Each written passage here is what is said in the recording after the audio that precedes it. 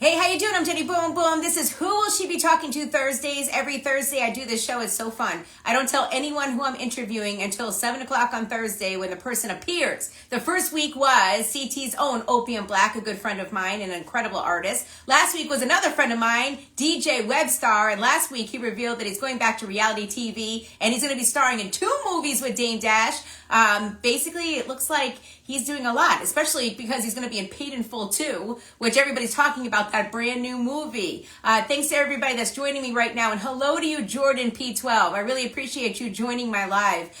So tonight's guest is somebody that I consider a friend. He's really such a nice person. He's somebody that shows so much support to me, and I truly love everything that he does, especially for the community.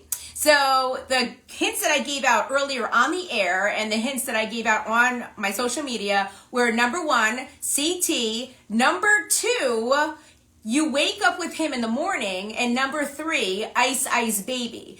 Those are the 3 hints that I gave out for this interview tonight. So just letting you know, the first person that guesses right now, if you guess the right person, I will give you a $25 gift card to Dunkin', but you have about 2 minutes to do that. So the first person to guess in the next, I'm saying 2 minutes, yes, you can definitely get that gift card to Dunkin' if you guess correctly who I'll be talking to tonight, okay? It's 7:02, you have till 7:04, and I want to see whether or not my guest is here yet, because I'm very excited to speak with him. Hold on one second. There we go. Nope, he is not on with me yet, so hopefully he'll be with us in just a second. But you have till 7:04. So in the comments, if you would like to guess, hi Slay by K, who I'll be speaking to tonight. You have 1 more minute to guess. If you guess correctly, you will get a $25 gift card to Dunkin' tonight. And also, I will be making that contest available next week for my next guest, and I think you're going to really love next week's show as well. Okay, well, it's 7:04. So I am going to be joined now by a good friend of mine. I love this person. Again, he's super professional, so good at what he does, and he's just such a really wonderful person. So no, it's not Vanilla Ice. I'm sorry, Yanni Diva. It's not going to be Vanilla Ice tonight, but maybe a future guest, Vanilla Ice. That would be amazing, right? Okay, so here we go. I'm going to be, oh, okay, I'm not quite sure what exactly just happened. I think it got kicked off of my live. Oh, there he is. Gil Simmons. In fact, he's Emmy nominated Chief Meteorologist Gil Simmons from News Channel 8. Hi, Gil. How about Vanilla Ice? I'm close, no? No. But I had to come up with a hip hop record that related to our conversation tonight, because you are all about the Ice Baby, especially with the big storm that's happening tomorrow. I know, you called that right there. So maybe partial Vanilla Ice. Yeah, well, first of all, thank you so much for the invite. I love you, of course. Always appreciate talking to you. We do have this ice coming in tomorrow. It's a real hassle because getting up in the morning, it's going to be around 45, 50 degrees, and then temperatures drop all day long. So I think Hartford, 10, 11, noon, right in there, the temperature is going to start dropping to 32. And it could be icy in the afternoon. So we'll have to see how this one plays out. Yeah, I'm really not happy about this, Gil, because my son is supposed to be having a sleepover tomorrow night. It's his birthday. So all week I've been trying to figure out, should we move this thing? We don't want to make parents have to drive over here. Right. All week. And it's been a big fight between me and Vic and Max, because I'm like, hey guys, I'm on 1 million websites every day, and everyone is saying, including Gil, that this is going to be kind of a monster storm. So, maybe we should move it. And they are holding so strong. I said, tomorrow morning, Gil, we're going to figure it out. I think the main roads are probably going to end up being okay, because they're going to be all over this during the daytime tomorrow. Plus, it's going to start mild tomorrow morning, so it's going to be a little tougher for the ice. I'd probably say, because I'm trying to stay on your son's good side. You know what I mean? Yeah. Well, thank you, Gil. I do appreciate that. I'm working the angles here. Hashtag blame Gil. We'll go with that one, all right? So talk to me a little bit about your career. I think it's fascinating. I know from what I read about you, that you are a member of the American Meteorological Society. You joined Storm Team 8 in 2003. What's it like working there? It's a lot of fun. Of course, you know, some of my coworkers, what's great is even the people you don't see, which I know some of them are on. I think Gina's on right now. I see some other people here from the station as well. And you know what? We like to pump it up. We like to have fun. It's kind of like you. You know, you got to make the best out of it day to day. And we know those same people, though, at work where misery loves company. The group I'm with, we just don't play that. Everybody knows, look, our hours kind of really stink. Let's make the best out of it. Let's pump it up. Let's have a good time. And that's a good thing, especially when you work long hours, even during storm coverage.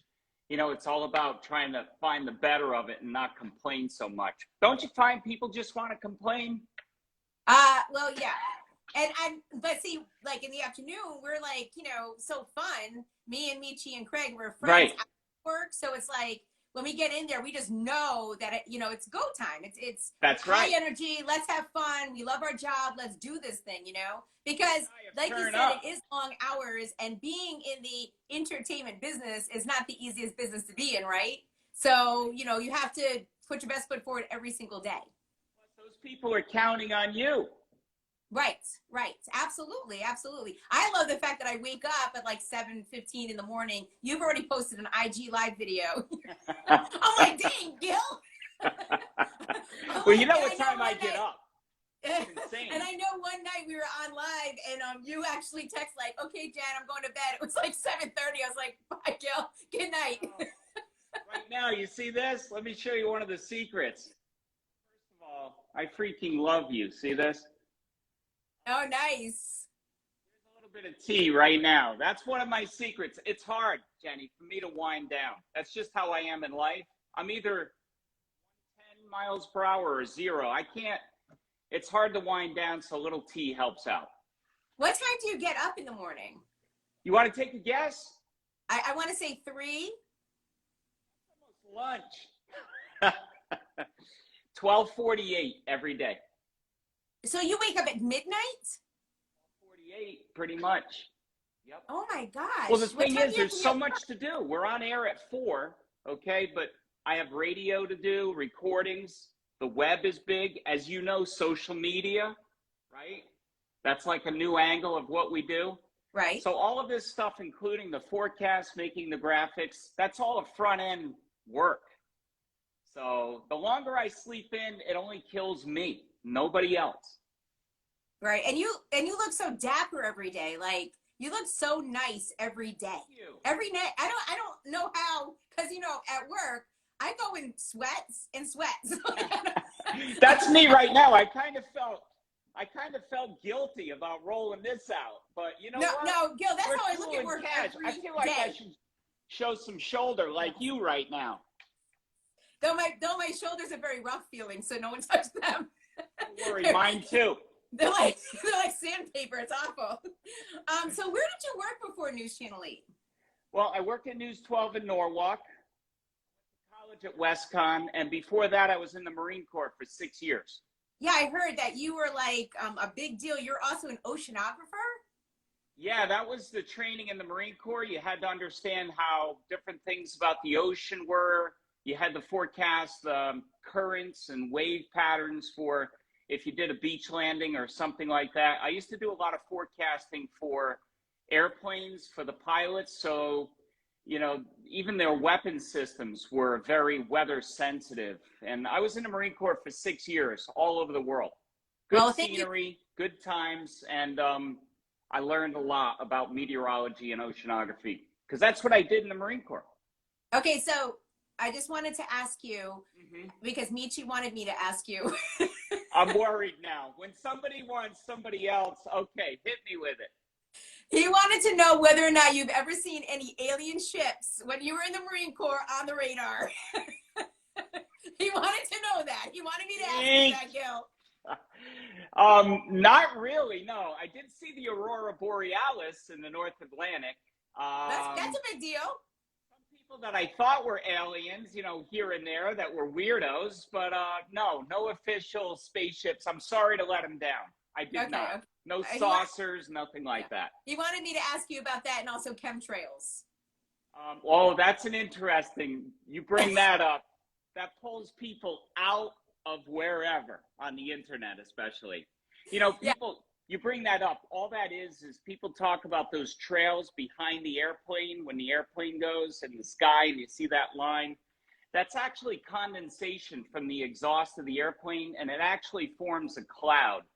Somehow people think that, I guess the government would be putting stuff causing weather patterns to change. Look, I didn't get that memo yet, so maybe Well, I'm that's what Michi believes, and that's why he wants me to ask you. Next time the forecast gets messed up, I'm going to go with the Michi plan. I'm going to say, hey, look, must be that chemtrail or that seeding or whatever's going on. Yeah, I think that's perfect. That's perfect. Okay, since we brought up oceanography, earlier tonight, me and Kid Fresh were talking about how he hates to go to the beach. Okay, how he like absolutely hates it, doesn't go to the beach. And the one time that he went to the beach recently, he got stung by a jellyfish. And I said, well, did someone pee on your jellyfish sting to make the pain go away? And he wouldn't believe me that you're supposed to pee on the jellyfish sting. You know what? You lied to me. I asked you, what do I need to study up before this thing? I didn't study up on aliens, flying saucers, and now peeing on jellyfish stings. I'm failing big time. I'm 0 for 2 right now. But Gil, you're from Rhode Island. You know that's a Rhode Island thing. You pee on a jellyfish sting. I've heard that mentioned here and there, but I'd rather just suck it up and deal with it than get into all that. I don't know. Okay. That could be kind of different. You know what? I mean, hey, if I get stung, I don't mind anyone peeing on my leg or whatever. Like, I don't care. I don't care. When did you discover you wanted to be a meteorologist? Was it at college at Western Connecticut? What's funny? I was 5 years old. Really? I used to watch everybody doing the weather on TV. And, you know, I'm just a young man, but it's back when you had that knob you used to have to turn on the TV to catch every channel. And growing up originally in Rhode Island, I could catch Boston and Hartford. So I'd be able to turn the dial. I was just intrigued. And it was one guy in Rhode Island, John Giorgi. He's in his 80s now. Yes, John Giorgi, yes. Yeah, so you know what's funny? Jenny, I called him about a month ago, because we connected on Twitter, and it was just so amazing for me to talk to like my idol from way back. Right. And he was so excited about it. But yeah, I loved it. I liked the whole talking about weather and maybe helping people out every day, and just thought it was really cool. And I was always intrigued with clouds and snow, and I'm a snow lover. So from a young kid, that's what I wanted to do, and I followed through. That's amazing. And I know you're a snow lover because you be out there snowmobiling. You're in it. You don't care. The rest of us are like, it's too cold. That's what everybody tells me. Last week you said, did you say you were going to Vermont? And I'm like, oh, you want to go somewhere colder? That's what everybody at work says too, but I love it. The colder, the better. Last time I was up there, it was, what did we get down to? 19 below, not the wind chill, the actual temperature. It all depends how you dress. You know, you got to dress in layers. It's all good. That's absolutely true. And I don't know how old you are. I think I'm older than you. But when we were back in Rhode Island just a few months ago, my mother still lives there, and my aunts and stuff. I was watching the news, and everyone that I grew up to on those news channels in Rhode Island are still there. Really? Like everyone. So which one was it? Channel 10? I think Patrice was still there. Like so many. Patrice Wood, right? Oh my goodness. Yeah, but Art Lake used to be. Remember Art Lake? Yep. And I also he passed away, but yeah, I know it's sad. Well, we went to Salty Brine Beach because we spent a lot of time over at George's. You know, we eat there all the time. Yeah, so we spent time with you and didn't even realize it years ago. I'm sorry? Probably hung out with you and didn't even realize it years ago. That's the beach we go to. Okay, yeah. So we go over there. My mother lives over on that side of the bridge now, so we go over that way and go to George's to eat all the time, or Champlin's. And I had to explain to my kids who Salty Brine was because he was such a hero in Rhode Island. That's right. And remember what he used to say: Foster, Gloucester, no school. That's where I lived, in Foster. Right. So in fact, I told David Simpson that today, that you're from Foster originally, and he said the Salty Brine thing because he's from Rhode Island too. That's awesome. Yeah, he was a cool dude. You know, between really him and John Giorgi, I was, you know, a weather freak, you know? You're like, I can't get enough. I can't get enough. So, is there a lot of pressure being who you are? Because, like, even with this storm tomorrow, I'm assuming people are like hitting you up, and I mean, of course, you want to be as accurate as possible. I mean, is there a lot of pressure with this job? Well, there is. And Jenny, you know what's funnier than the pressure part and talking about that? But even that storm we had last weekend on Saturday, it's always funny to me. There will be a couple of people who I haven't heard from in about 3, 4 years. And they always start with, hey, how are you? Dot, dot, dot. What's it going to do? How much? When's it going to end? It kills me. It's so funny every single time. You know, I'll be honest with you, the pressure, there's a little bit of a, I'll say the word suck factor. And meaning this, these computer models that I whine about sometimes, they're just not that good. Back in the day, we only had like 2 or 3. So you were only looking at averages of 2 or 3 of them, you know, or figuring out of 2 or 3. Now there are so many different ones. You get such a variety. And I think that's a challenge. I think things are coming away from the most accurate. I mean, people will argue with me all day, but I'm the one that has to go with whatever's going to happen. But you can have solutions sometimes of maybe a dusting, maybe a foot of snow with all these different computer models. So as much as things are moving along with technology, I still think there's a lot of work to be done. And weather is complex. You know yourself, you could drive from Hartford to New Haven and you could have all kinds of different weather, you know, in that 45-minute drive. It's just a challenge because people want to know exactly at their house or where they are. So that's Right. sort of the challenge. Yeah, I mean, that is absolutely true. I can't imagine having your job and you having to put all those graphics together. And then I know even last week with that storm, there was like, you know, a small amount, then there were huge amounts, and then it went back to a little bit smaller amount. Well, and the thing is, Jenny, if it moves, you know, you look at that storm last week, Eastern Connecticut, like my parents, they had 22, 24 inches of snow, Western Connecticut, 4. So 2 days out, you're looking at a change. Connecticut's about 100 miles wide. You know, any change moves that huge difference. So it becomes a hassle. That's why I'm losing a lot, you know. So. you're like it's slowly going away. Each storm, you know. I wanted to tell you that I really wanted to commend you because I know a while back you did have a health scare with your arteries and you ended up being out for a little while. And everybody, of course, was like, where's Gil? Where's Gil? We were all, you know, everybody was worried about you. And the fact that you were able to open up about what happened and talk about your experience, I thought was really important. And I mean, how did it make you feel being a little bit more personal with you know, I get along with the viewers on a daily basis, as you know, or you and everybody else. So I got so much mail and letters and email, and you know, and I appreciate that. It's really warming. And I mean, from almost every single town in Connecticut, it was really warming. So I just wanted to be honest with people.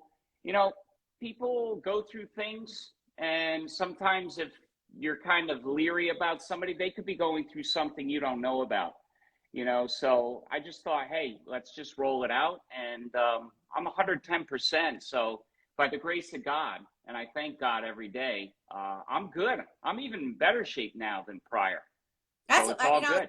I was going to ask you how it's changed you, but you know, I mean, you look great. You're just look like you're in such great health, and I'm just so happy that everything worked out okay.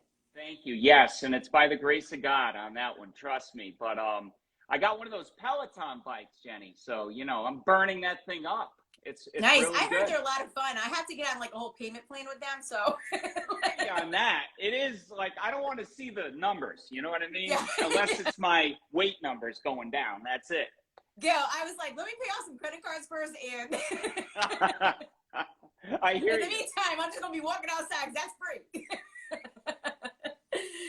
So what are some of the things that people need to keep in mind if they want to be a news broadcaster or a meteorologist? I mean, what are some things that people need to keep in mind? You know, anybody that is aspiring to do this kind of work, I think you need to be up on the internet, you know, and how things work. I think that's a whole new thing now where you've got to be able to have a social footprint, social media footprint. I think you need to consider some hefty schooling in there. And then the other thing is you're going to, as you probably did, you're going to have to sacrifice some time. I do notice with people nowadays, it seems like they get a job or they want a job and they think it just falls out of the sky. But doing an internship, and you know, Jenny, back in our day, this is something that I could only dream about. Think about now, people can just craft an email and you know, write like a news director, write a station manager.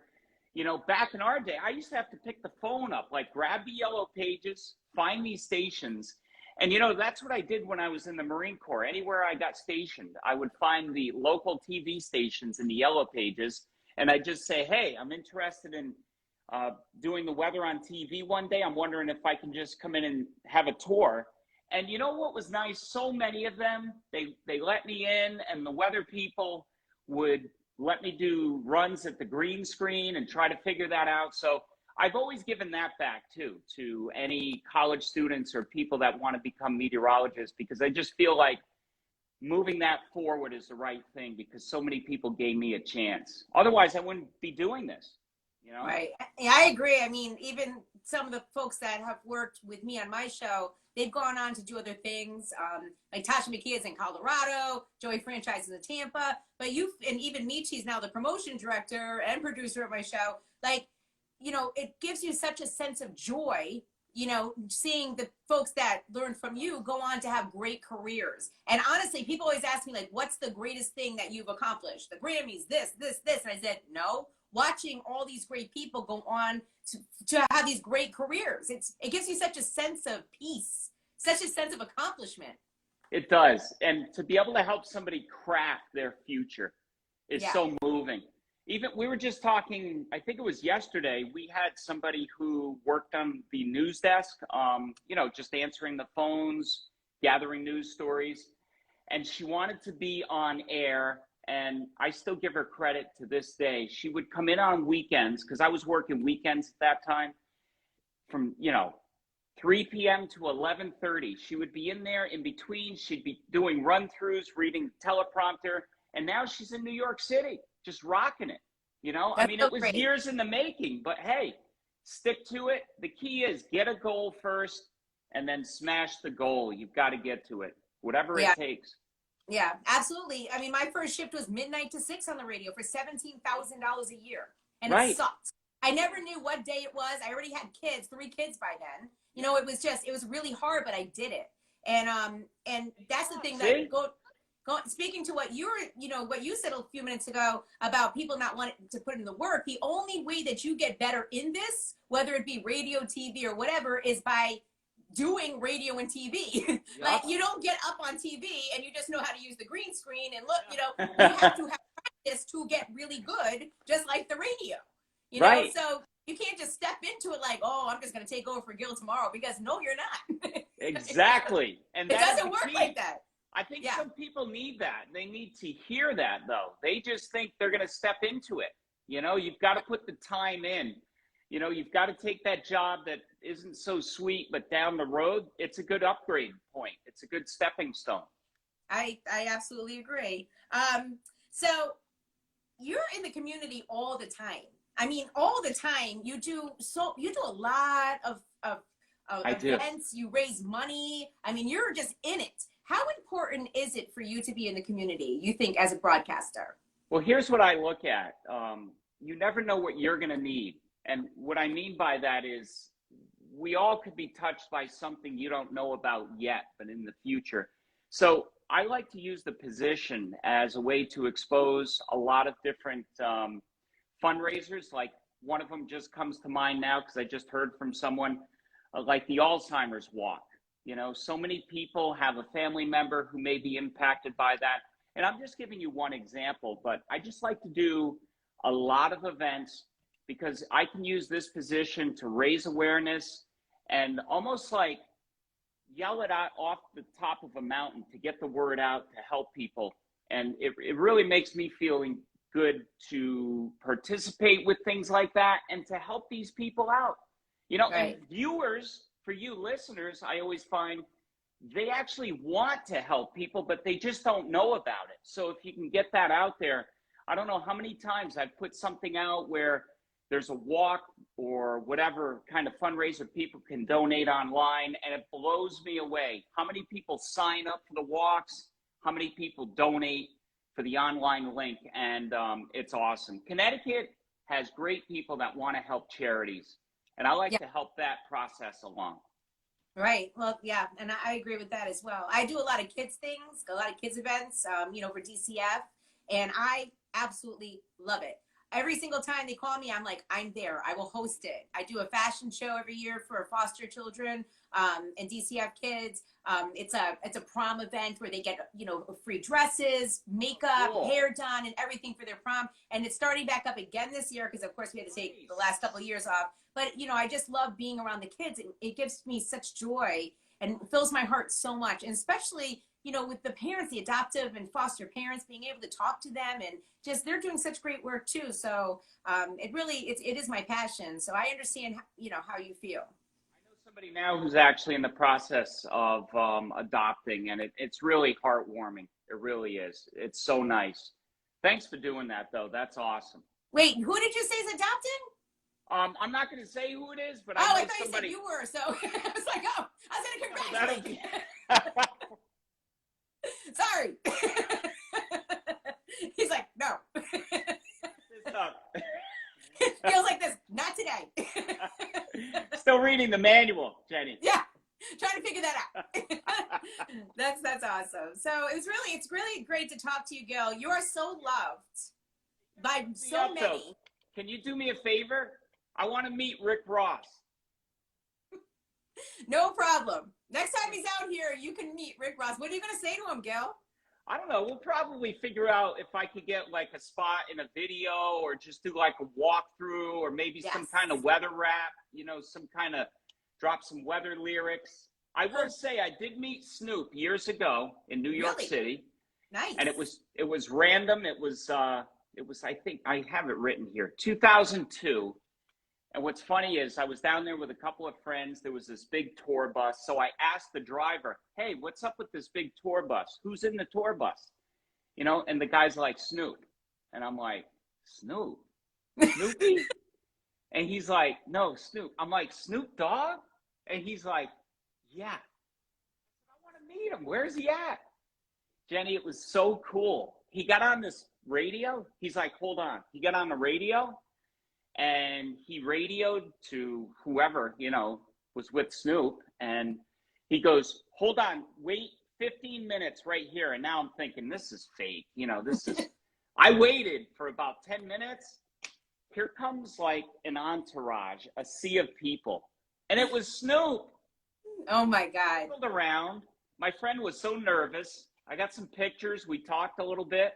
It was the coolest thing ever. I'm sure, and I'm sure he's. Yeah, right. It was a weird scent. I don't know if it was the cologne or what it was. Yeah, he's pretty serious about that. Well, I asked him what the high temperature was going to be, just to get some help on that. But that's good. That's a good one. That's a good one. Yeah. But I know you have to go to bed, so you can be up at 12:45.